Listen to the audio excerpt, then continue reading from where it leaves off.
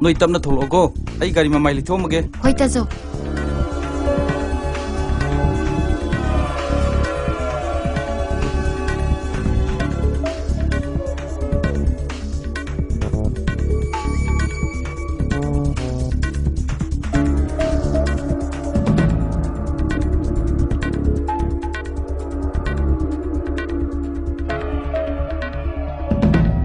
Tato. Tunon si wakalak mo. Ha, tunon ba?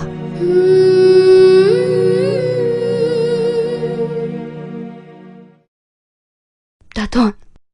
Kaya na natorami si ba? Minong si Chow ba? Taong nalay ba ibong na? At siyang nasunod na nalay ba pagdadiye? Leichilgi po si Se. Taton kilaman yam na tuwaliye. Nangyam to na para galaw ko, Taton.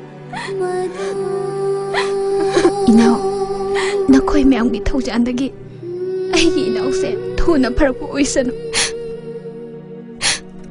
Pare, matam si arak. Ako'y mo sa ukiya ko.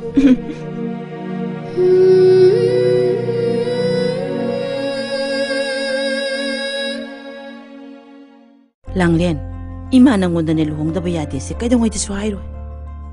Yai phabaga nanga luna loina zabadudane. Magi mapaduna haibadudasu ima ne yathokibane. Ima, ako'y ise se waba yaba wazakrabane. Ise na pena haraw sa pamiko matang ayeng kini. Maduna tripaw budi ayong pan kiroy ima. Pare pare. Nangi wakhana ba adu yawradine. Ima karim ta hayran.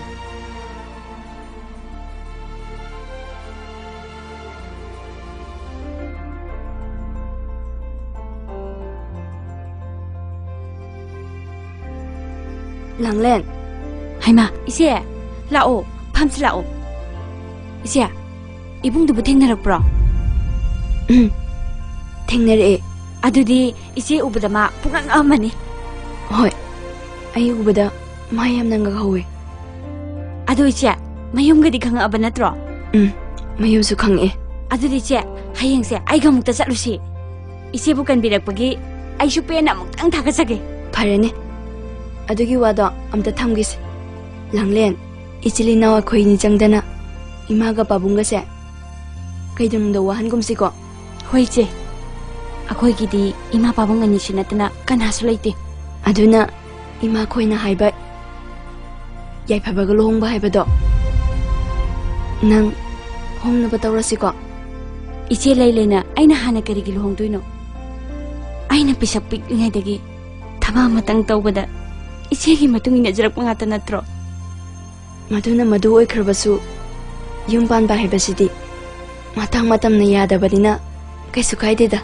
Ima pabung anigi ningba thungjanaba lohongbada nang yare haikrasi ko yare haidringai mamangda isegi thawai bukan birakhiba taibong mapuna tharakba akhoi gi ibungdo aisu masak amuktang khangkigeba ado isena saningai ba sinjudo aina machan che mama bane ai tolamage saru sila oiche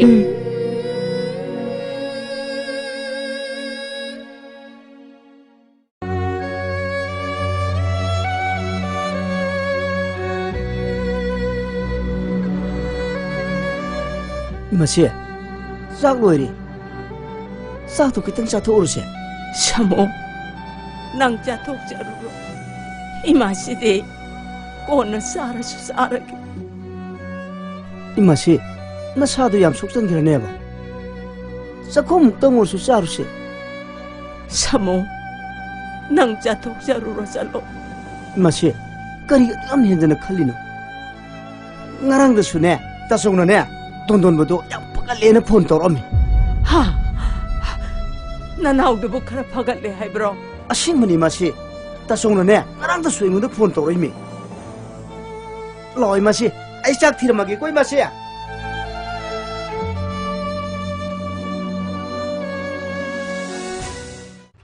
Kena lagi.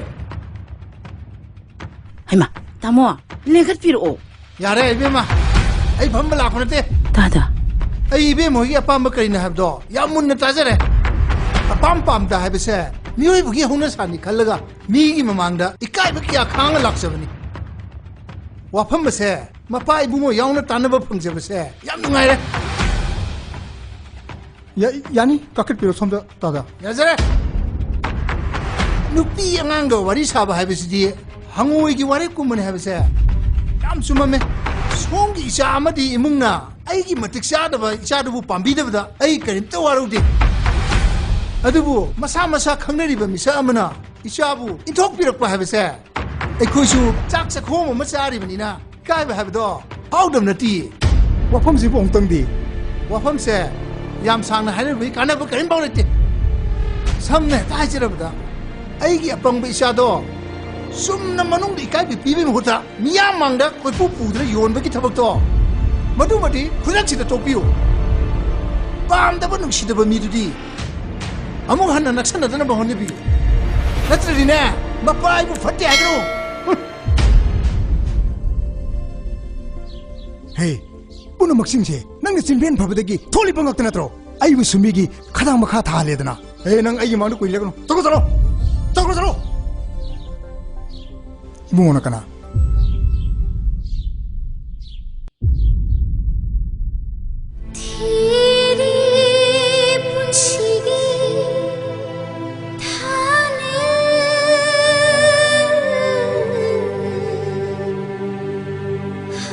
이제 kanano sibo. Langlen maksine ichine nangonda haikiba. Aikhogi dama mapu mana thabirakpa. Aikhogi ibung haibado. Adudi ise chalo kausalo chalo ba.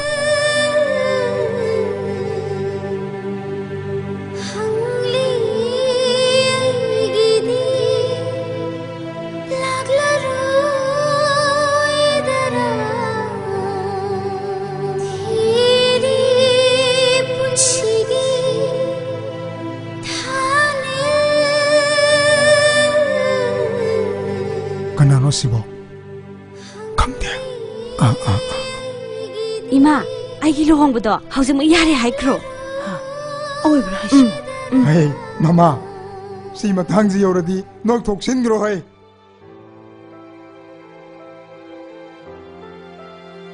Dada, lao imung doina phamurase. Yare da phamurashi. Dadagi hakchangdi kashi tawde ko. Kashi tawdre.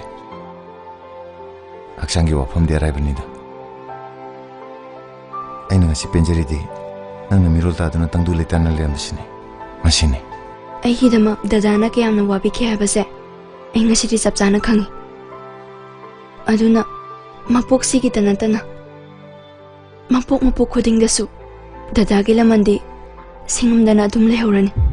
Ngasi aina nambu thirese laman thoba lakpoina ubigano. Aidi mi magi mafamda laman tomba habado masak khangdre. Ngasi nangna uliba jamlaba nangina tawse masina igi apen bagarban. Aina nangi chimbaldagi taningduna lakibadi dada haiba mingauto nate. Matam amada nangna ingonda kaubikiba tato na haiba mingautone.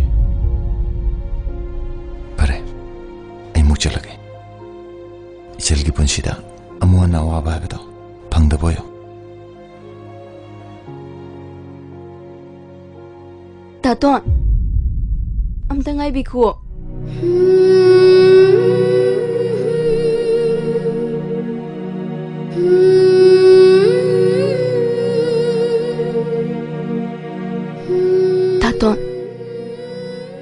Taton gi punsiki mamal yamlaba posaksi matangdi taton na pubikro. Se nanginin taton. Masimadi tato mo nang napunsigi kaudanaba nang inakta dum nesino. Pasilo. Leichilgi punsina taton bu kaukiba darabadi. Malim sisu mutkiba dabadi. Aina chingnazaribadi tatona Leichilbudi kaubikidra haibasini. Nahakta ki minong na pamoraba punsisina. Nang bu kauktok pa haibadu di leroi. Ayhak thaki Karamba mino?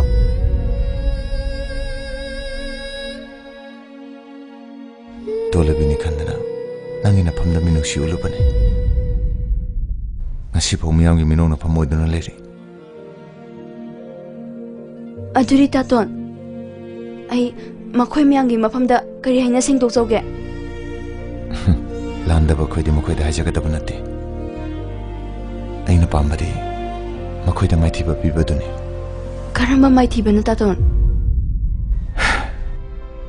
Aigi punside apai belechin gumane. Pamjaba lechin mapagi sakta mamabu. Aigi oina damak lengdana leki bataragati. Aina mai pak pai bado orabane.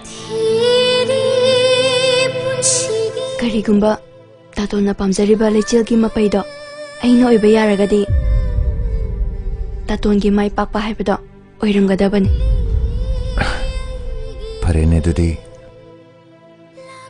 ngasi haiba numisidagi amu hana lengaroidaba aina pamjaba Leichil mapaido nang oiba yagadro. Yaba nate.